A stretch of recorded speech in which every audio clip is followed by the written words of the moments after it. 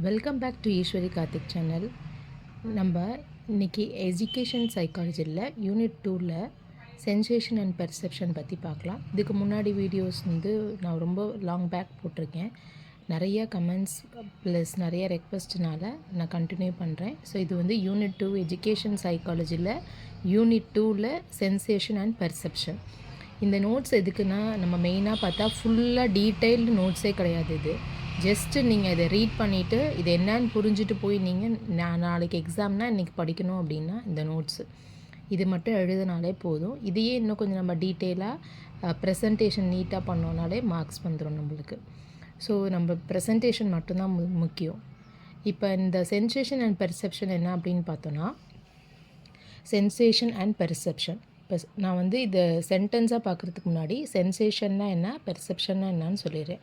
Sensation அப்படின்னா என்னன்னு பார்த்தோன்னா, இப்போ ஒரு சவுண்டு கேட்குது அப்படின்னா நம்மளுக்கு உடனே ஏதோ ஒரு சவுண்ட் கேட்குதுன்னு நம்ம அலர்ட் ஆகுறோம்ல, அதுதான் சென்சேஷன். அதே மாதிரி நம்மள ஒருத்தவங்க இப்படி நம்மள மேலே கை வைக்கிறாங்க அப்படின்னா நம்மளுக்கு ஃபீல் ஆகும் யாரோ நம்மளை தொடுறாங்கன்னு.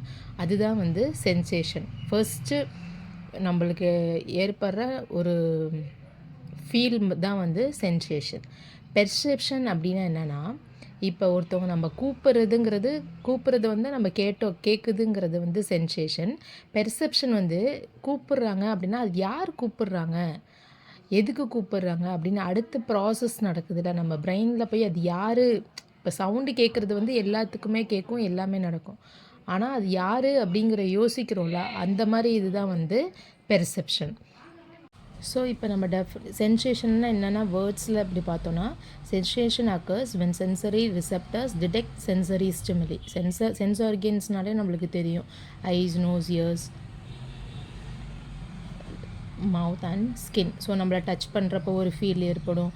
அந்த மாதிரி சென்சரி இதுதான் வந்து சென்ஸ் ஆர்கன்ஸில் ஏற்படுற ஒரு ரிப்பீட்டர்ஸ் தான் வந்து sensation. Perception involves the organisation, interpretation and consciousness experience of those sensation.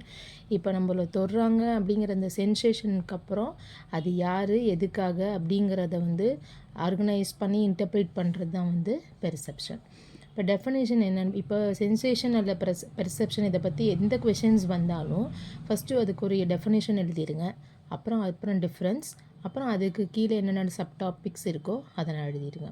இப்போது டெஃபினேஷன் பார்த்தோன்னா, according to SS Sargent, in a psychological sense the word perception means both the physical act of receiving sense impression and interpreting these impression.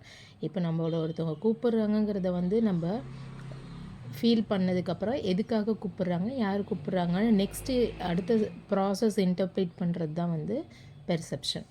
இப்போ difference of sensation and perception பார்த்தோன்னா, it is a simple elementary mental process. சாதாரணமாக நம்மளுக்கு ஒரு feel ஆகிறதா வந்து sensation. பெர்செப்ஷன்னா it is a complex mental process. Perception வந்து அடுத்தது எதுக்காக கூப்பிட்றாங்க, யார் கூப்பிட்றாங்க, ஏன் இந்த டைமில் கூப்பிட்றாங்க அப்படின்னு அடுத்த ஒரு திங்கிங் ப்ராசஸ் போதில்லை, அதுதான் வந்து perception. Sensation is an abstraction of the mind or a result of analysis. இது வந்து நார்மலாக வந்து நம்ம மைண்டில் தோன்றது தான் வந்து சென்சேஷன். இப்போ யாரும் உன்னைய கூப்பிட்றாங்கன்னு ஒருத்தவங்க சொல்கிறதுக்கு முன்னாடி ஒருத்தவங்க கூப்பிட்டோன்னே நம்மளுக்கு ஃபீல் ஆகுதுல்ல, அதுதான் வந்து நம்ம மைண்டில் ஆல்ரெடி இருக்கும் செட் பண்ணி. அடுத்தது பெர்செப்ஷனுங்கிறது it is an actual concrete experience of the mind. இப்போது இப்போ ஒரு வாய்ஸ் வந்துச்சுன்னா இது இவங்க தான் அப்படின்னு நம்ம மைண்டில் வந்து ஆக்சுவலாக நம்மளுக்கு அது வந்து எக்ஸ்பீரியன்ஸை வச்சு நம்ம அதை அனலைஸ் பண்ணிப்போம். அடுத்தது sensation is always a sense of sensible qualities. Perception is always the perception of object. Next one, sensation is more of psychological nature. இது வந்து சைக்காலஜிக்கல் நேச்சர், நார்மலாக வந்து நம்மளுக்கு இது ஃபீல் ஆகுது. Perception is more of psychological process. இது அடுத்தது என்ன பண்ணுங்கிற ப்ராசஸ்க்கு போகும். இது வந்து நேச்சர். இது sensation is the blind automatic and mechanical process. இது ஆட்டோமேட்டிக்காக நம்மளுக்கு நடக்கிறது சென்சேஷன். பெர்செப்ஷனுங்கிறது வந்து மீனிங்ஃபுல் அண்ட் பர்பஸ்ஃபுல் ப்ராசஸ். இப்போ இதோட வந்து சென்சேஷன்னா என்ன, பெர்செப்ஷனாக என்னங்கிறது முடிஞ்சிருச்சு. நெக்ஸ்ட் என்னன்னா, இந்த பெர்செப்ஷன்லேயே வந்து நம்மளுக்கு லாஸ் ஆஃப் பெர்செப்ஷன் அப்படின்னு இருக்குது.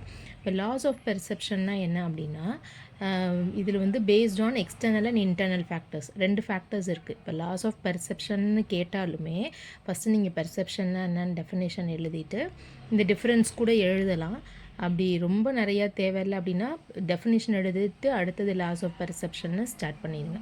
இப்போ எக்ஸ்டர்னல் ஃபேக்டர்ஸுங்கிறதுல வந்து லாஸ் ஆஃப் பெர்செப்ஷனில் இது எல்லாம் இருக்குது. எக்ஸ்டர்னல் ஃபேக்டர்ஸில் laws of proximity, laws of similarity, laws of continuity, laws of closure, laws of contrast. நீங்கள் இந்த மாதிரி எழுதிட்டு அதுக்கப்புறம் ஒவ்வொன்றையும் எக்ஸ்பிளைன் பண்ணுங்கள். அடுத்தது வந்து internal factors, past experience, attitude or mind set. இப்போ வந்து நம்ம இந்த லாஸ் ஆஃப் ப்ராக்சிமிட்டி என்னென்ன லாஸ் இருக்குது அப்படிங்கிறத வந்து பார்ப்போம். லாஸ் ஆஃப் ப்ராக்சிமிட்டி ஃபஸ்ட்டு என்னென்னு பார்த்தோம்னா லாஸ் ஆஃப் ப்ராக்சிமிட்டி. இப்போ லாஸ் ஆஃப் ப்ராக்சிமிட்டி அப்படின்னு என்னென்னா objects close to each other are perceived as a group. இப்போ object close to each other are perceived group அப்படின்னு என்னென்னு கேட்டோன்னா இப்போ பக்கத்தில் இருக்கிறத வச்சு இது வந்து ஒரு குரூப்பாக நம்ம அனலைஸ் பண்ணுவோம். அதுக்கு பேர் தான் வந்து ப்ராக்சிமிட்டி. இப்போ வந்து இந்த இடத்துல வந்து இத்தனை ரோஸ் இத்தனை காலம்னு இருக்கிறத பார்க்காம இந்த வந்து இதே மாதிரி இங்கே இரு அப்படின்னு பக்கத்தில் இருக்கிற அந்த ஆப்ஜெக்டை வச்சு நம்ம பர்சீவ் பண்ணுறது வந்து laws of proximity. Next second வந்து laws of similarity. Laws of சிமிலாரிட்டினா என்னென்னா similar elements are group together. Similar எலமெண்ட்ஸை வந்து தான் குரூப் பண்ணுவோம். இங்கே மூணு காலம் இருக்குது, இங்கே 3 காலம் இருக்குங்கிறத விட நம்ம பார்த்தோன்னே என்ன இதில் ஆல்டர்னேட்டாக வந்து நம்மளுக்கு ஷேப்ஸ் இருக்குங்கிறது தான் நம்ம பார்த்தோன்னே. இது ஏன் வேறு இந்த ஃபஸ்ட்டு சர்க்கிள் இருக்குது, அடுத்தது ஸ்கொயர் இருக்குது, அடுத்தது சர்க்கிள் இருக்குது, அடுத்தது ஸ்கொயர் இருக்குங்கிறது தான் நம்ம வந்து இது பண்ணுவோம். இதில் வந்து க்ளோஸில் இருக்கிற ஆப்ஜெக்ட்டு ப்ராக்சிமிட்டினா, சிமிலாரிட்டி அப்படின்னா வந்து சிமிலர் எலிமெண்ட்ஸ் அதை வச்சு குரூப் பண்ணுவோம். சிமிலர் எலிமெண்ட்ஸ்னால் எதை வச்சுன்னா கலர் வச்சோ அல்லது ஷேப் வச்சோ அல்லது சைஸை வச்சோ குரூப் பண்ணுவோம். இதில் நம்ம வந்து ஷேப்பை வச்சு குரூப் பண்ணுறோம். அடுத்தது வந்து law of continuity. Law of கண்டினியூட்டின்னா என்னென்னா the mind prefers to see continuous smooth patterns rather than broken ones. கண்டினியூஸாக இப்போ இங்கே ஸ்டார்ட் பண்ணி இப்படியே வந்து இங்கே முடியுது அப்படிங்கிறது தான் பார்க்குமே தவிர மற்ற எதையுமே பார்க்காது. ஸோ கண்டினியூஸாக அந்த ப்ராசஸ் நடக்குதா அப்படிங்கிறத பார்த்து வர்றது தான் வந்து லா ஆஃப் கண்டினியூட்டி. நெக்ஸ்ட்டு வந்து law of closure. Law of க்ளோஷர்னா என்னென்னா we mentally fill in missing detail to perceive incomplete shape as complete. இது வந்து நம்மளோட மென்டல் க்ளோஸர்னாலே என்னென்னா மென்டல் தாட் தான். இப்போ இது வந்து 3 லைன் வந்து க்ளோஸ்டாக இருக்குது அப்படிங்கிறத இல்லாமல் இப்போ நம்மளுக்கு பார்த்தோன்னே நம்மளுக்கு என்ன தெரியும், இதில் பார்த்தோன்னே வந்து நம்மளுக்கு இது வந்து ஒரு ட்ரையாங்கிள் ஷேப், இது வந்து ஒரு ரெக்டாங்கிள் ஷேப் அப்படின்னு பார்த்தோன்னே தெரியுது. ஈவன் தோ இது க்ளோஸ் ஆகாமல் ஷேப் க்ளோஸ் ஆகாமல் இருந்தாலும் நம்ம மென்டலாக வந்து என்ன ஆகுது, இது வந்து ஒரு ட்ரையாங்கிள் ஷேப், இது வந்து ரெக்டாங்கிள்னு நம்மளுக்கு ஃபீல் ஆகுது. ஆனால் இது வந்து க்ளோஸ் ஆகலை. ஸோ இது மாதிரி இதுதான் வந்து லா ஆஃப் க்ளோசர். நெக்ஸ்ட்டு வந்து law of contrast. Our perception of things is significantly influenced by the context in which they are presented. எப்படி ப்ரெசென்ட் பண்ணியிருக்கோம் அதை பொறுத்து நம்ம ஒரு ஆப்ஜெக்டை வந்து டிஃப்ரென்ஷியேட் பண்ணுறது தான் வந்து கான்ட்ராஸ்ட். இப்போ இதில் பார்த்திங்கன்னா இதில் சென்டரில் இருக்கிற இதே சர்க்கிளும் இதில் சென்டரில் இருக்க இந்த சர்க்கிளும் வந்து ஒரே சைஸ் தான். ஆனால் இதை சுற்றி குட்டி டாட்ஸ் இருக்கிறதுனால இது பெருசாகவும் இதை சுற்றி பெரிய சர்க்கிள்ஸ் இருக்கிறதுனால இந்த சென்டரில் இருக்கிறது வந்து சின்னவும் தெரியுது. ஆனால் இந்த சென்டரில் இருக்கிற ரெண்டுமே வந்து ஒரே ஷேப் ஒரே சைஸ் தான்.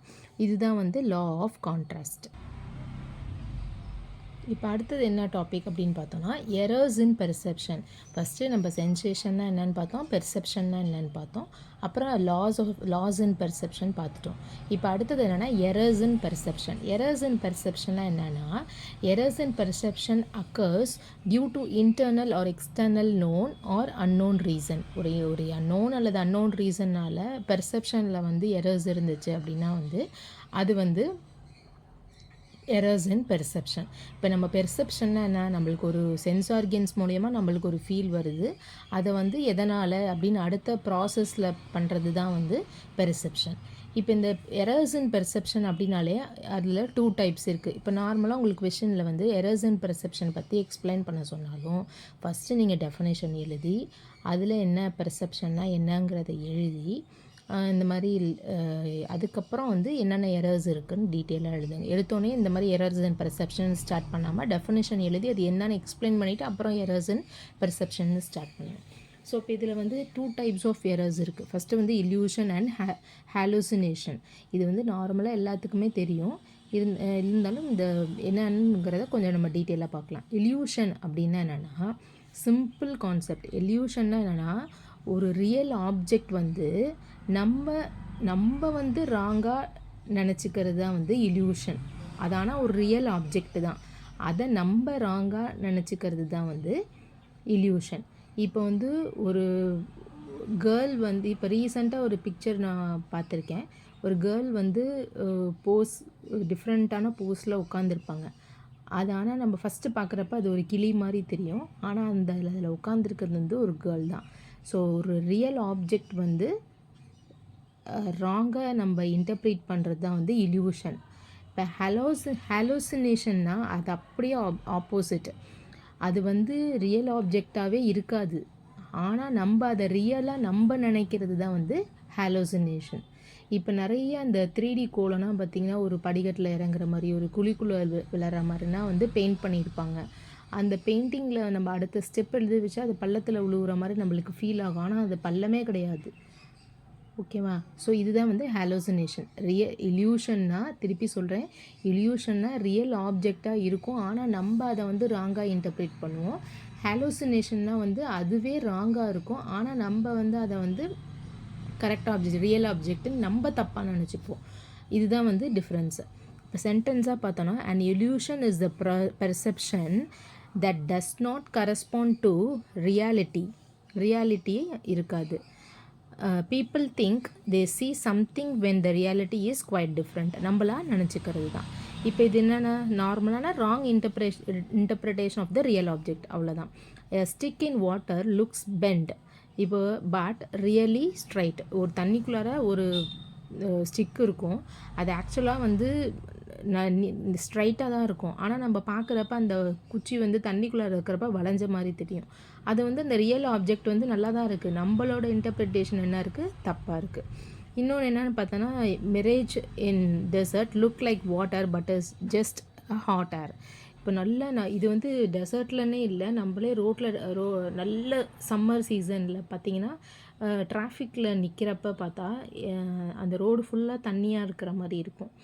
ஆக்சுவலாக அது ஹாட் ஏர் தான். ஆனால் நம்ம கண்ணுக்கு வந்து வாட்டர் ஃப்ளோ ஆகுற மாதிரி தெரியும். நம்ம சிக்னலில் நிற்கிறப்ப அந்த மாதிரி ரொம்ப டிஸ்டன்ஸில் ரொம்ப ஹாட்டான கிளைமேட்டில் நம்ம வண்டி பைக் ஓட்டிகிட்டு போகிறப்ப நம்மளுக்கு எதிர்த்தாப்பில் அந்த மாதிரி தெரியும்.